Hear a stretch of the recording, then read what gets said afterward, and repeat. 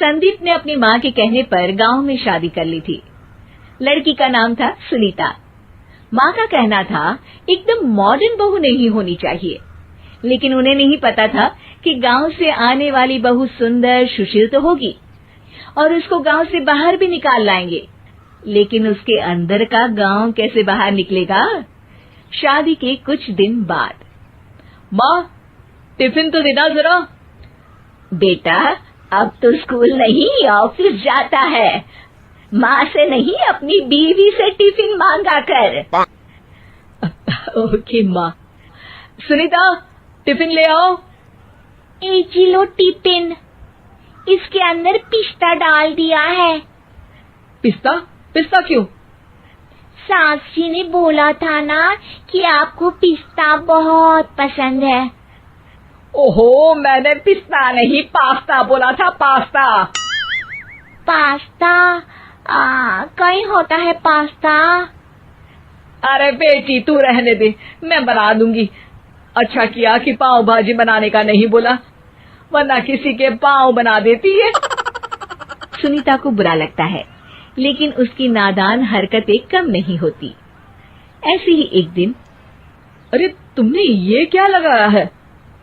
अरे आप वो फूस फूस करके लगाते हैं ना, वही। डियो? का दियो? किसको दियो? अरे वही ना जिससे खुशबू आती है। हाँ सही पकड़े हैं। अच्छा लेकर तो आना। कौन सा डियो लगाया तुमने? अभी लेकर आते हैं जी। संदीप की बात मानकर सुनीता अंदर से खुशबू वाला फुसफुस लेकर आती है। OMG! OMG मतलब ओ माय गणेश ना। अरे OMG छोड़ो, और ये खुशबू वाला फुसफुस की बात कर रही थी तुम? हाँ इसी की, फिर से सही पकड़े हैं। अरे देवी, लेकिन आप सही नहीं पकड़े हैं, ये डियो नहीं है। डियो नहीं है तो क्या लियो है? अरे ये रूम फ्रेशनर है, जिसको कमरे में छिड़कते हैं, खुद पर नहीं। कोई बात नहीं, माँ कहती थी आत्मा किराएदार है, शरीर एक किराए का कर्म। हम शरीर पे ये डाल लिए तो क्या फर्क पड़ जाएगा। अरे बहू, ओ बहू, मेरे लिए फल तो ले आ, फिर मैं बाजार जाऊंगी।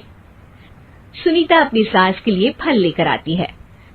अरे बेटा, पपीता, तरबूज और सेब फल ऐसे कैसे खा लूं? काट कर तो ले आ। माँ जी, मेरे गांव में तो खेत से उठा के सीधा खा लेते हैं। अरे ये तेरा गांव नहीं है ना। अरे संदीप, तू ही कुछ समझा देना इसको बेटा। मैं कैसे समझाऊं माँ, ये तो माइक्रोवेव को भी भट्टी बोलती है। कल मैंने बोला हाय कैसी हो, तो बोलती है किसी को हाय नहीं लगानी चाहिए। अरे सुनीता, तेरा क्या होगा? अभी तो कैसे बताऊं माँ जी, अभी हम कुछ करेंगे फिर पता चलेगा क्या होगा, लड़का या लड़की। हे भगवान, कहाँ से आ गई है? रामपुर से जी, आप ही तो लेकर आए थे मुझे। अरे मुझे माफ कर दो। पहले कोई गलती तो करिए जी, आपकी तो सारी गलती माफ कर देंगे हम। हाँ अरे बहू, मेरी बात सुन। फल यानी कि फ्रूट जब भी लाए ना तो काट कर लाना, ठीक है? जी ठीक है माँ जी, फल यानी फ्रूट यानी काट के लाऊंगी। सुनीता रोज ही कोई ऐसी हरकत कर देती जिसकी वजह से उसे घर में 2 बातें सुननी पड़ती।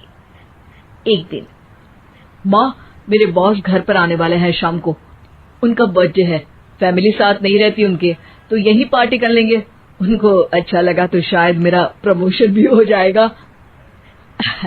मैं ना फ्रूट केक लाकर फ्रिज में रख दूंगी और तेरे साथ आज खाना मैं बनाऊंगी, ताकि जब साहब आए तो खाने में कोई गड़बड़ ना हो। शाम को जब सारी तैयारियां हो जाती है, संदीप के साथ बड़े साहब भी घर आते हैं। फ्रूट केक तो ले आना बहू, फिर खाना खाएंगे। अरे इस सब की क्या जरूरत थी, आपने बुलाया वही काफी है। सर, आपका परिवार शहर में नहीं है तो हम ही आपके परिवार जैसे हैं सर। इतने में ही सुनीता फ्रूट केक लेकर आती है और बड़े साहब की टेबल पर रख देती है, और जैसे ही केक के ऊपर का बॉक्स हटाती है, ओह, ये क्या है? केक तो कटा हुआ है, मैं तो ऐसा नहीं लाई थी। आप मुझे शाबाशी दे सकती है माँ जी, मैंने ही केक काट दिया। आपने कहा था ना, फल यानी फ्रूट यानी हमेशा काट के लाना, तो फ्रूट केक भी तो फ्रूट ही है ना, तो मैंने पहले ही काट लिया। हूँ ना मैं समझदार। अरे बहू, ये क्या किया? केक हमेशा वही काटता है जिसका जन्मदिन होता है। तुझे एक बात भी समझ नहीं आती, एक नंबर की बेवकूफ है। पूरा माहौल बिगड़ चुका था। संदीप को लगने लगा था कि साहब उसे प्रमोशन तो दूर की बात है, कहीं डिमोशन ना दे दे, लेकिन साहब बीच में ही बोल पड़ते हैं। अरे कोई बात नहीं, ये इनकी बेवकूफी नहीं है, इनका भोलापन है। बेटा आप कहाँ से हो? रामपुर गांव से। अरे वाह, गांव से? फिर तो आपके गांव में ताजे फल और सब्जियां मिलते होंगे। हाँ, सही पकड़े हैं, हम तो काटते भी नहीं, सीधा खा लेते हैं। मैं ना एक बार तुम्हारे गांव घूमने जरूर चलूंगा। क्यों संदीप, ले चलोगे ना? मुझे गांव घूमना बहुत पसंद है। बस फिर क्या था, संदीप और सास दोनों खुश हो गए, क्योंकि साहब को सुनीता ने गांव की बात करके खुश कर दिया था। अब संदीप का प्रमोशन पक्का था। शिक्षा, कभी भी किसी भी गलती पर घबराना नहीं चाहिए। हो सकता है कि उस गलती की वजह से आगे बड़ा फायदा हो जाए।